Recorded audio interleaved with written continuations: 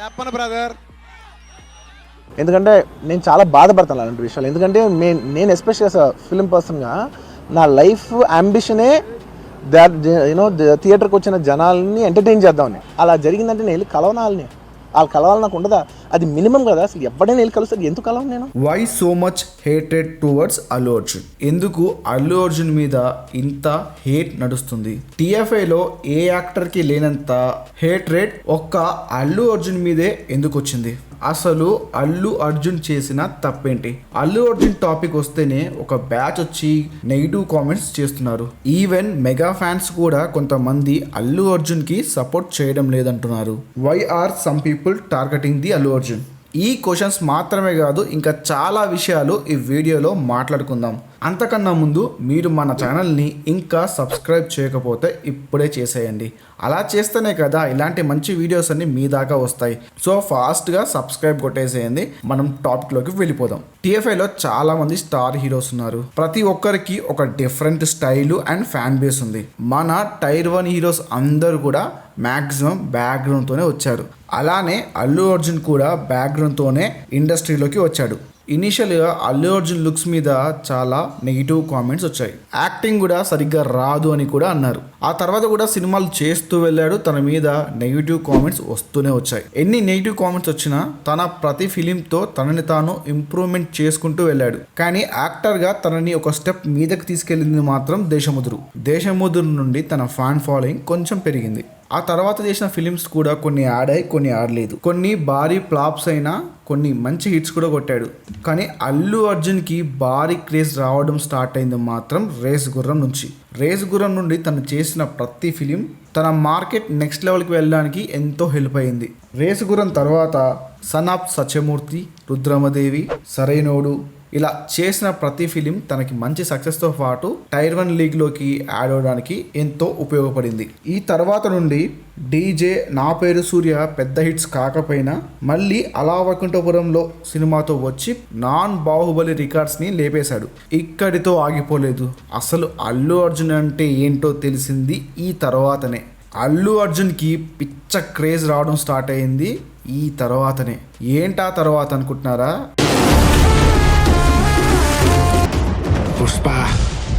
పుష్పరాజ్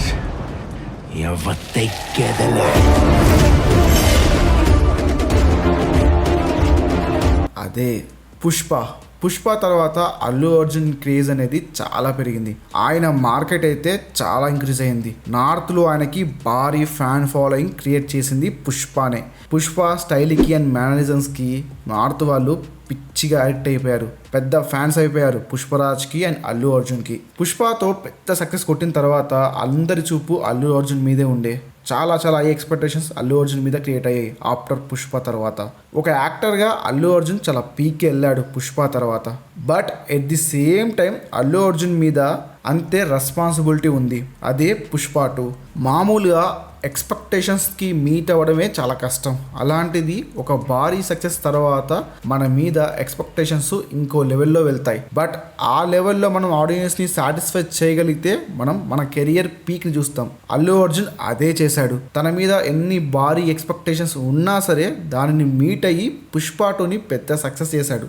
ఎవరు ఏమన్నా అల్లు అర్జున్ పుష్పకి పెద్ద క్రేజ్ తీసుకొచ్చాడు. తను లేకుండా పుష్ప క్యారెక్టర్ని, పుష్ప సినిమానే ఊహించలేం. ఇంతవరకు అల్లు అర్జున్ తన కెరియర్ పీక్ని ఎలా చేరుకున్నాడో చూసాం. మరి అల్లు అర్జున్ మీద నెగిటివిటీ ఎలా స్టార్ట్ అయిందో ఇప్పుడు చూద్దాం. అది ఒక మనసు ఆడియో లాంచ్. మీరు ప్రతిసారి పవర్ స్టార్ని అరిసినప్పుడు నేను మాట్లాడకుండా వెళ్ళిపోతున్నాను. దానికి కారణం పవర్ స్టార్ గారు కాదు. ఆయనకు అసలు సంబంధం కూడా లేదు ఈ విషయానికి. నేను మాట్లాడకుండా వెళ్ళిపోతానికి కారణం మీరు. అలాగా ఆర్టిస్టులు చాలామంది వాళ్ళ పర్సనల్ ఫీలింగ్స్ చెప్పాలనుకుంటారు. కానీ కాకపోతే వాళ్ళకి ఏమవుద్దంటే ఒక భయం ఉంటుంది. మీరు ఇలా పవర్ స్టార్ని అరుస్తుంటే ఆయన అంత పెద్ద హీరో కాబట్టి కంగారు పడి ఏదో మెకానికల్ పవర్ స్టార్ గురించి 2 నిమిషాలు చెప్పేసి సరే అంత పెద్ద హీరో కదా ఇంతమంది అరుస్తున్నారు కదా అని అరిసే అదే ఆయన ఏదో ఆర్టిస్ట్ కూడా మెకానికల్ మాట్లాడేసి వెళ్ళిపోతారు. అప్పుడు అల్లు అర్జున్ ఆ ఈవెంట్కి వచ్చి స్పీచ్ ఇచ్చాడు. అంతే, అక్కడ నుండి అల్లు అర్జున్ మీద నెగిటివిటీ స్టార్ట్ అయ్యింది. ఆ స్పీచ్లో ఏం చెప్పాడంటే, ఎక్కడికి వెళ్ళినా పవర్ స్టార్ అని గోల చేయకండి.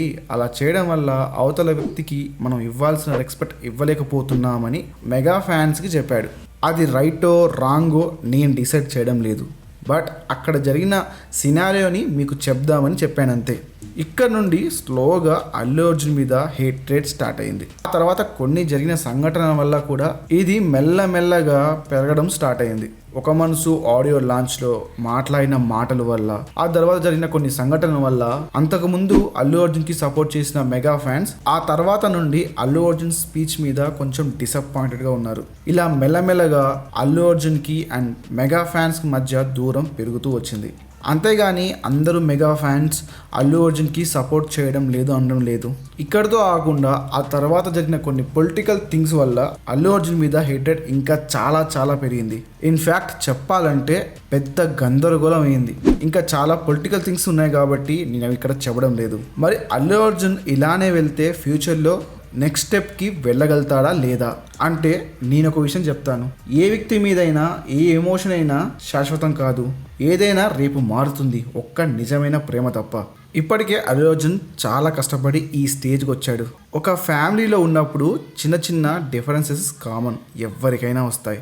అలానే మెగా ఫ్యాన్స్కి అల్లు అర్జున్ మీద కొంచెం డిఫరెన్సెస్ ఉన్నాయి, బట్ డెఫినెట్గా ఫ్యూచర్లో అవి సాల్వ్ అవుతాయని నేను అనుకుంటున్నాను. ఇక అల్లు అర్జున్ ఫ్యూచర్ ఎలా ఉండబోతుందంటే, మొన్న ఆ మధ్య జరిగిన ఇష్యూస్ వల్ల అల్లు అర్జున్ ఇక రేజ్ అవ్వలేడు అని అన్నారు. బట్ నేను అవన్నీ ఏవి నమ్మను. స్టిల్ అల్లు అర్జున్ ఇండియన్ సినిమాకి చేయాల్సింది చాలా ఉంది. డెఫినెట్గా అవన్నీ చేస్తాడు. ఏ యాక్టర్ మీదైనా ఆర్ ఎనీ ఫేమస్ పర్సనాలిటీ మీదైనా నెగిటివిటీ రావడం కామన్. దాన్ని మనం ఎలా తీసుకుంటాం అనేది ఇంపార్టెంట్. ఫైనల్గా చెప్పేది ఏంటంటే, అల్లు అర్జున్ కొన్ని అనుకోని ఇన్సిడెంట్స్ వల్ల కొన్ని ఇబ్బందులు పడ్డాడు. దానిలో అతని తప్పు ఏమీ లేదని నేను అనడం లేదు, బట్ తను ఎలా ఆ ప్రాబ్లమ్స్లోకి ఎంటర్ అయ్యాడు, ఎలా తన మీద బ్యాడ్ ఇంపాక్ట్ ఎలా చూపించిందో ఈ వీడియోలో చెప్పాను. నేను ఎవరి సైడ్ అగెనెస్ట్ కాదు, అలానే ఎవరి ఫేవర్ కూడా కాదు. ప్రజెంట్ అల్లు అర్జున్ ఇండియాలోనే పెద్ద సూపర్ స్టార్. తను ప్రజెంట్ కొన్ని సిచ్యువేషన్స్ని ఫేస్ చేసినా, కొన్ని ఇబ్బందులు పడినా రేపు పొద్దున అవేవి తనకి ఇబ్బందిగా మారవు. తనకున్న కేపబిలిటీకి, తన స్టామినాకి, ఇంకా ఇండియన్ సినిమాకి ఎంతో సర్వ్ చేస్తాడు. ఇండియన్ సినిమాని నెక్స్ట్ లెవెల్కి తన వంతు కృషి తప్పకుండా చేస్తాడు. మనం కూడా ఈ fan wars and bad impact చూపించే వాటికి దూరంగా ఉంటే చాలా బెటర్. సో ఇది నా ఎక్స్ప్లెనేషన్. మీకు ఎలా అనిపించిందో కామెంట్స్లో చెప్పండి. ఇంతే వీడియో నచ్చితే వీడియోని తప్పకుండా లైక్ చేసి అలానే వీడియోని షేర్ చేయండి. ఛానల్ని సబ్స్క్రైబ్ చేయడం మాత్రం అస్సలు మర్చిపోవద్దు. Thank you. పుష్ప అంటే పేరు కాదు, పుష్ప అంటే బ్రాండ్.